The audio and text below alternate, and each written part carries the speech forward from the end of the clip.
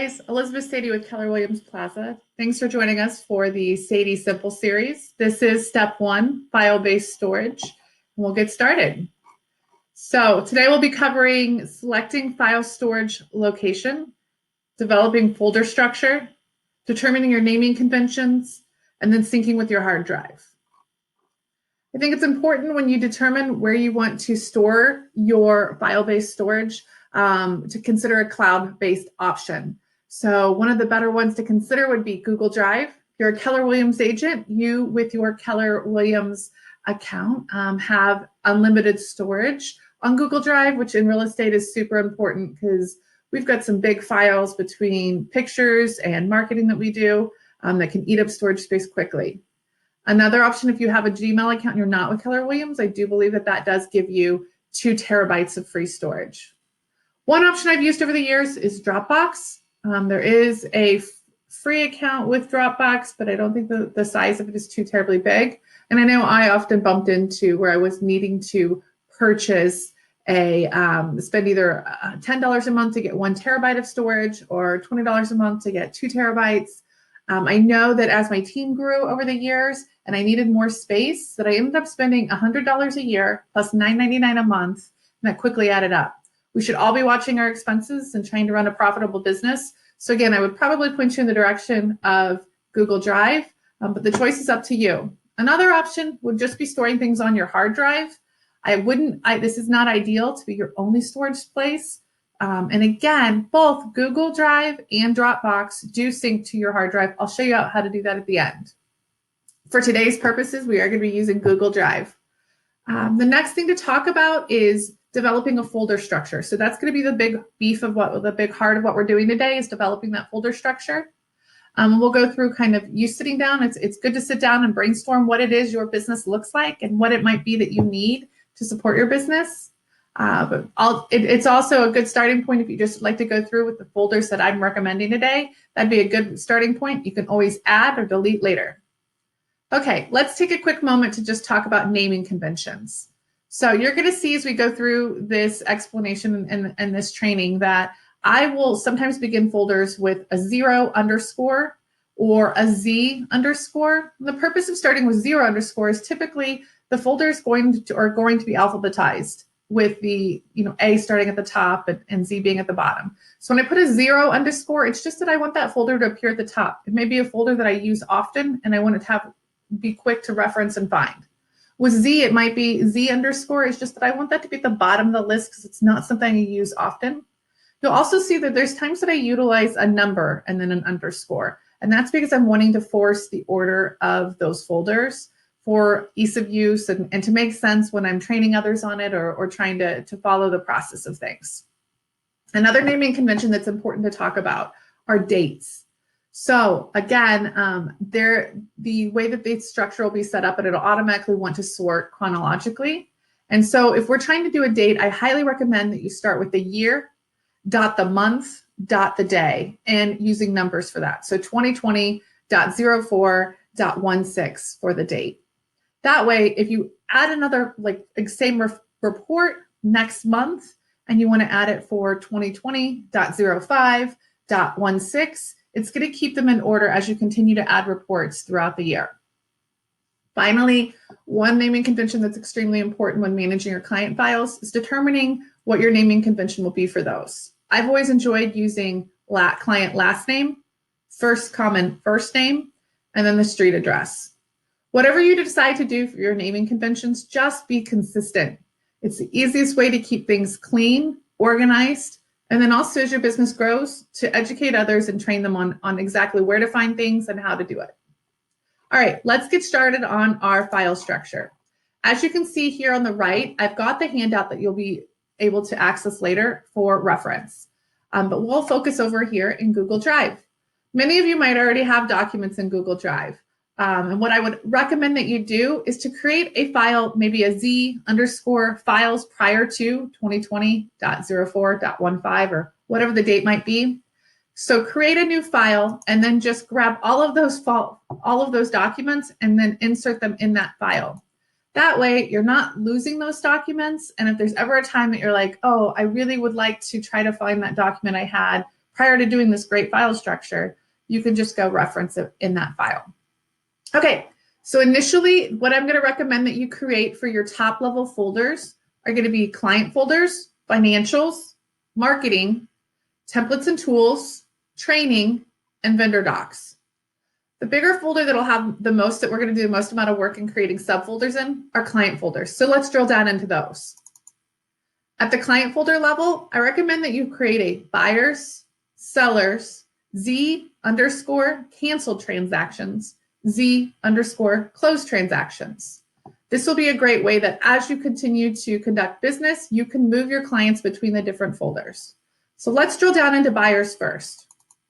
The buyer level, I would recommend that you have a _prospect buyers. And this will be, guys, where this folder here is actually where your buyers' files are going to end up living. And I'll show you on one that I had from when I was selling. So as you can see, this is the same folder. It's just in time, your clients will end up living, those folders will end up living here. So when you drill down into the buyer prospect folder, I would recommend that you set up a _new buyer template folder and also a Z_inactive prospect buyers. I'm going to go ahead and drill down, and then I'll come back and show you kind of how you use these in practice in the drive that I used in my business. So drill down into the _new buyer template folder. And here I would suggest creating a 0 drafts, just where you can dump all of the stuff, whether it's a document that doesn't have everyone's signature on it, but you need somewhere to save it, or just something random that your client sends you, or somewhere that you need to save something kind of random. I think it was always very helpful, instead of just saving it on my desktop or something of the sort, to just have somewhere to dump it quickly. And that's where that drafts folder came into play. _showings folder is where I would save my buyer tours or comps that I did for buyers throughout the process, or maybe just general information about a neighborhood or school districts or anything that kind of pertained to the showings. 2_signed docs is where I would save all signed docs for a transaction, whether that be exclusive buyer agency or the sales contract, inspection notices, resolutions, amendments. That way I had those to reference later on if I were to be going to list the property 4 or 5 years from now, or if a client reaches out to me and says, hey, do you have a copy of my settlement statement? I could quickly reference it here. I know at Keller Williams, we're also storing those on command, which is in command now. You can easily export all the documents at the end of the transaction and just save them to your hard drive or to your shared drive. Okay, the next folder is 3_inspections. This is where I would just save all the inspection reports. Again, this is always helpful for later reference if a client reaches out to you and wants a copy of their inspections, or when you go to relist a property. And it's another time that you get emailed the inspection. So I would receive the whole home inspection from an inspector, the termite inspection, then the sewer inspection, and all those would come to me in email. And I made it very quick that every time I received one of those emails, it was a real quick right click, save as, and pop it into the client's inspection folder. Then when it was time to send over the inspection notice and resolution, I had everything right there ready to load up and send over to the other agent. Finally, the last folder I kept was 4_repair receipts. So this is just as a listing agent sent me receipts throughout the transaction for repairs we had negotiated, I could save it here easily so that when it was time to send all of their repair receipts over to my client before a final walkthrough, they were easy to locate. Okay, so again, let me demonstrate kind of what business practice was and my process was when I got a new client. So when I received a new client, I would come into the buyers folder and I would select prospects buyers. At this level, I would then right click on the new buyer templates, those folders that we just set up, and I would hit copy, and then I would also then paste it into this folder. Then I would be able to rename that folder for the name of the client, that the new prospect, the new client I was getting. For buyers, I always put TBT for the address because at that point we didn't necessarily have an address. So then my prospect would live here as I continued in the cultivating stage of things. Once they became active in actually writing an offer on a property or a transaction, then I would move them. So kind of what we talk about in Keller Williams now as an opportunity. I would move that transaction or opportunity up into the buyer folder. And so then at the buyer level, you would see that all of the clients I was currently working with were in that buyer folder. So anytime I needed to go in and access something for a current buyer, it would be right here. Once they closed and I uploaded all the final documents to their folder, I could then take that buyer and I would move them back out to the 0_clients folder. And at that level, it was really quick and easy for me to then drag them down and put them in the Z_closed transactions folder. It was just a really easy way for me to then be able to always manage and reference back all of my closed transactions going forward.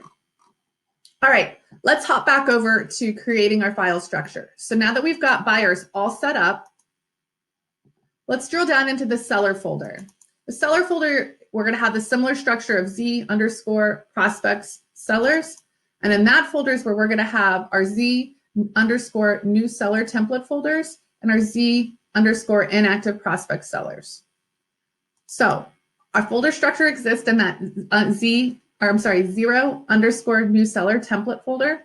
And at that level, we'll have drafts, listing comp presentation, signed documents, pictures, marketing, reporting, inspections, repair receipts, and appraisal docs. So if you don't mind, I'll slip back over here to where I have some of my transactions from when I was conducting business.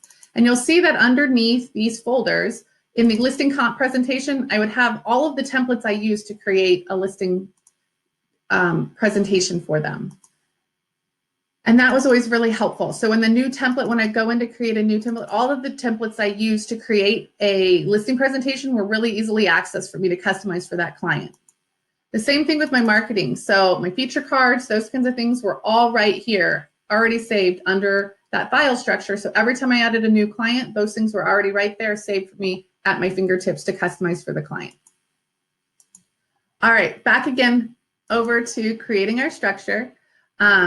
This was, again, just the general things that I often used and was really, really helpful to be able to quickly be able to store stuff for a client. All right, let's drill back up to our client folders.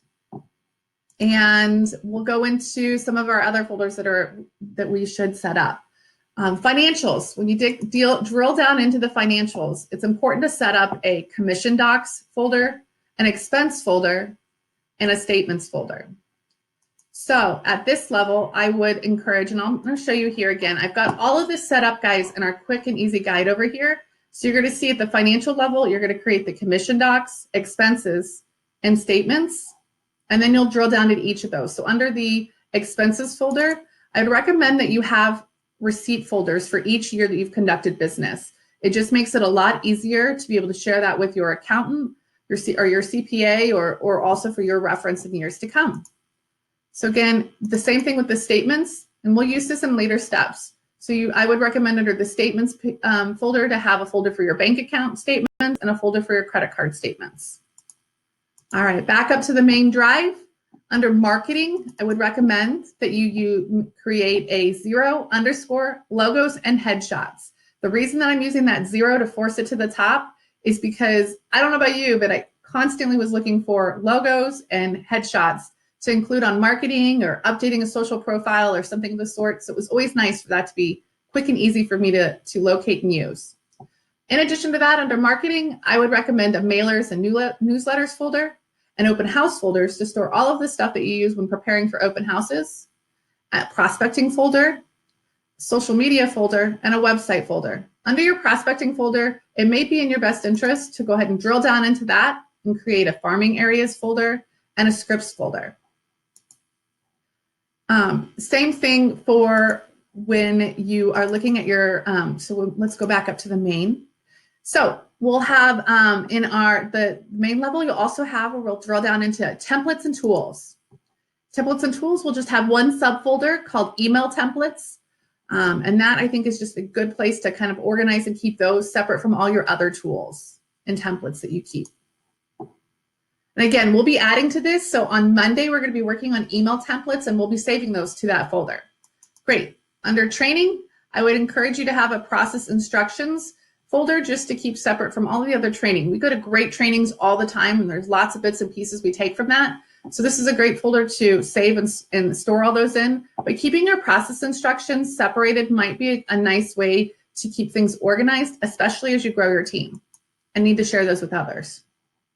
Finally, the last folder is vendor docs. I often found that it was helpful to have subfolders under vendor docs for home warranty brochures and for utility information. There's probably many other vendors that you work with that they might send you some very useful marketing material or educational material that you'd want to save and be able to share at your fingertips with their clients. This would be a great folder to create and store those in. All right, guys, that's all we have for the file structure. So it really is, and again, you're going to just drill down, and it has each level that you need to create in this handout. Now let's talk a little bit about creating and syncing it with your hard drive. So when it's time to go, and what I always really felt was very, very convenient is having it stored in the cloud so I could access it when I was out and about showing houses or possibly at a final walkthrough if I needed to reference an inspection or a resolution of that sort. It was really helpful to be able to have it in the cloud so that I could access it on an iPad, my iPhone, that kind of a thing. And or as you grow your team, any team member can access and update those documents if they're saved in the cloud. But in day-to-day practice, it was always very helpful to not have to go to the website, go to Google Drive on a website, type it in and look for it there, but rather just save it directly on my hard drive. And Google Drive, Dropbox, all of those allow you to set up the ability to sync with your hard drive and automatically make updates to the cloud. So these are the quick and easy steps to do that in Google Drive. You're going to want to, from Google Drive, click the little settings icon, and then you're going to click Get Drive for Desktop. At that point, you're going to want to click the download button under Personal, and then the Agree and Download button when it prompts you. At this point, you're going to want to execute the downloadable file, and then it's going to open up for you to get started in syncing your files. So you'll click the Get Started button. You'll enter your email address and click the Next button. On the next screen, it'll prompt you to enter your password. And then at that point, it's going to ask you what folders do you want to sync from Google Drive to, or I'm sorry, from your hard drive to Google Drive. So that's what this first one is asking you. What do you want to upload automatically to Google Drive that's already on your hard drive? So you could select those items here, and then what quality and what size of those you would like. And then you'll click the Next button. Here's where you're going to say those folders that we just created is where you're going to be able to go in and select either to sync everything from your Google Drive down, or you can specifically select which folders you'd like to. You'll select those and then click the Start button, and it'll go ahead and sync with your hard drive, and you'll be able to reference those here on your hard drive. So for example, I can click Google Drive, and here are all the folders that I selected that I wanted to have synced with my computer automatically. All right, guys, I hope this was helpful. Have a great day. Looking forward to seeing you on the next 7 steps of the SADY Simple series. Have a great one.